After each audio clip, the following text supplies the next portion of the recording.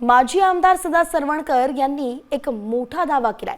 एका वादग्रस्त विधान त्यांनी केलंय, त्यामुळे राजकीय वर्तुळात चर्चांना उधाण आलंय।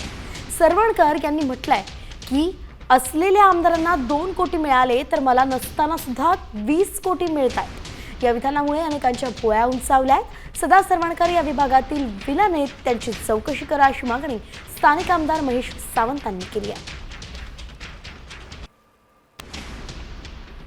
आपल्या माहितीसाठी सांगतो, मी पराभूत जरी असलं तरी सुद्धा आपलं जे नेतृत्व आहे म्हणजे फडणवीस साहेब म्हणा किंवा शिंदे साहेब असलेल्या आमदाराला 2 कोटी मिळाले तर मला नसताना सुद्धा 20 कोटी मिळतात।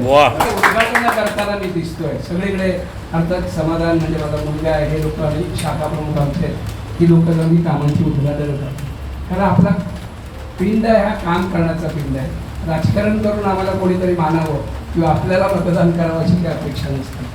माजी आमदार म्हणजे विलन अवतार आहे, जो माजी आमदाराला आज खरोखर एवढ्या आजाराने ग्रासलेला असताना सुद्धा असे वक्तव्य करून लोकांची दिशाभूल करत असतो। आणि खरोखर माजी आमदारांना डेप्युटी सीएम किंवा सीएम यांच्या माध्यमातून 20 कोटी जर निधी मिळत असेल, हा 20 कोटी निधी जातो कुठे?